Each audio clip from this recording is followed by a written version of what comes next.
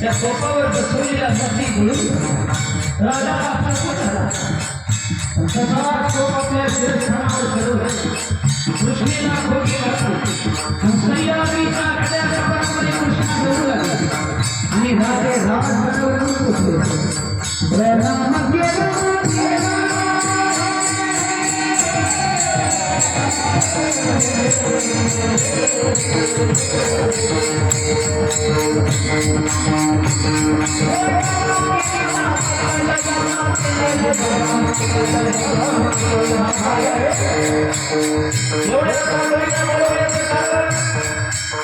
महासाहेब काय बोलले काय केलं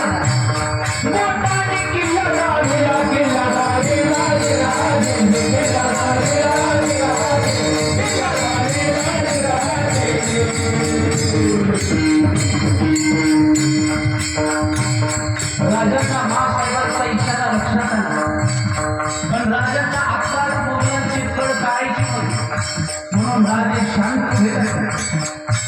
शिवाजी राजांना शांत पाहिलं आणि महासाहेब म्हणतात शिवा अरे त्या मेल्या उदय भाड्याला पवन कुमारीला पळवलंय. अरे किती दिवस मी अजून सोडून करायचा महासाहेब किल्ला घेतला होईल. शिवाजी राजांना सांगितलं चिंता करू आम्ही जातीला राहायला जातो आणि हा किल्ला शोधतो. एका मावळ्याला सन्मान दिला. एक मावळा घरात येऊ लागला. या वेळेला तानाजीचा एकुलता एक मुलगा रायबा त्या बाळरायबाचं लग्न ठरलं. लग्न मंडप दारात मांडलं होतं. नवऱ्या मुलाला हळद लागली होती आणि लग्नाचं आमंत्रण देण्याकरता तानाजीनं आपला मावळा शिवाजी राजांकडे पाठवलं. लग्नाची लग्नपत्रिका घेऊन मावळा आला. उंदर घेऊन मावळा आलेला हातातलं पत्र मावळ्याने काढलं आणि शिवाजी राजांना पत्र वाचून दाखवलं. मी बायका थोडं लक्ष देऊ माया किती समर्पण असावं लागतं जीवनात त्याच्यासाठी सांगतो. स्वतःच्या एकुलता एक पोराचं लग्न दाराचं आमंत्रण द्यायला मावळा मावळ्यानं पत्र वाचून दाखवलं. राजे श्रीहरीच्या कृपेने आमचे घरी बाळ रायबाचं लग्न आयोजित करण्यात आलं. आपण याल आपल्या पदस्पर्शाने आमचं घर पावन कराल. कळावा भगव्या झेंड्याचा शिपाई ताना मालूसरे. तानाजीचं पत्र राजाने ऐकलं. राजांचा कंठ दाटून आला आणि सांगितलं क्षमा कर ताना क्षमा कर तुझ्या राजाला. आम्ही लग्नाला येऊ शकत नाही. का कारण याच दिवशी कोंढाणा किल्ल्यावर स्वारी करायची. आम्ही महासाहेबांना वचन दिले आम्ही येऊ शकत नाही लग्नाला. मावळ्याला सांगितलं जाऊन सांगा माझ्या ताना आम्ही जातो मोठ्या लग्नाला. मोठ्या लग्नाला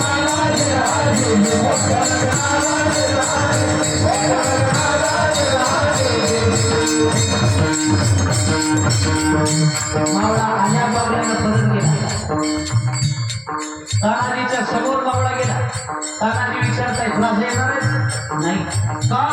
कारण ते मोठ्या लग्नाला चालले. कोणाचं लग्न? किल्ले कोणाने स्वारी काय?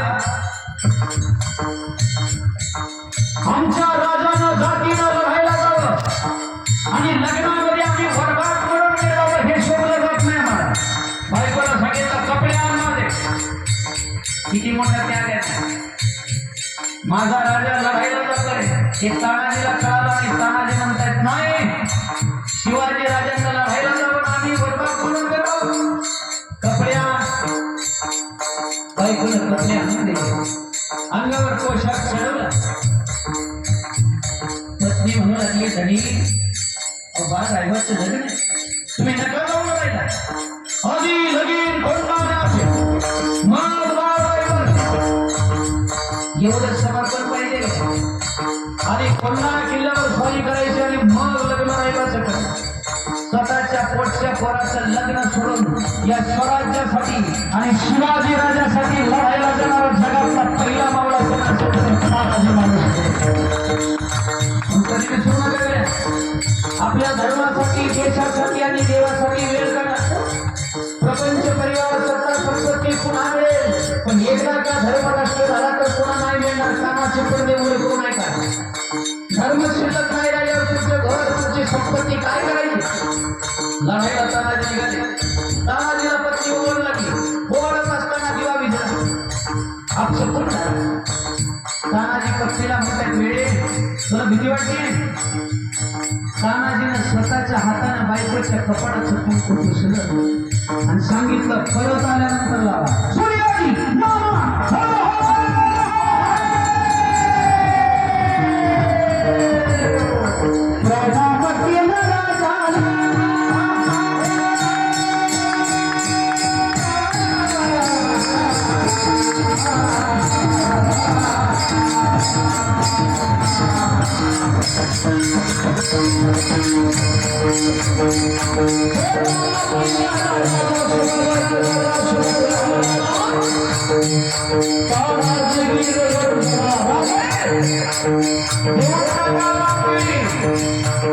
अश्विनीच्या रात्री हा वीर जातो आणि नवमीच्या सकाळी विजयाची वार्ता घेऊन परत तुमच्या समोर हे राजा बरं झालं ताणारे आला नेतृत्व द्यावं तानाजीला नेतृत्व दिलं.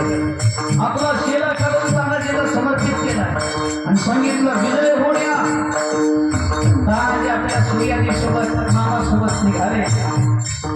दर मजल करता करता कोळीवाड्याच्या पायथ्याला आले. गडावर काय चाललंय बघावं, गडावर काय अवस्था ही पाहावी म्हणून माहिती काढण्याकरता कोळीवाड्यात गेले. पण पोशाख बदलावा लागला. अंगावरचे कपडे बदलले गेले आणि गोंधळ्याचा वीज धारण केला. गोंधळ म्हणजे काय आतापासूनच नाही करत नाही. माझ्या आईच्या गोष्टीचा गोंधळ अनादिकालापासून गोंधळाची प्रथा आहे. आणि त्याही वेळेला तानाजीनं ठरवलं गडाची माहिती करण्याकरता गोंधळ्याचा वीज धारण करायचा.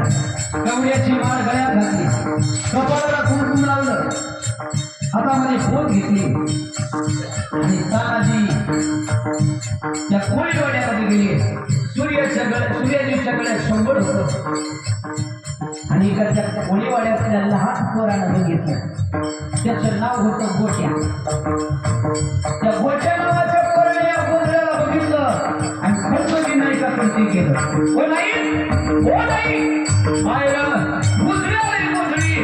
गोंधळी संबळांग बांगळांग संबळांग बांगळांग.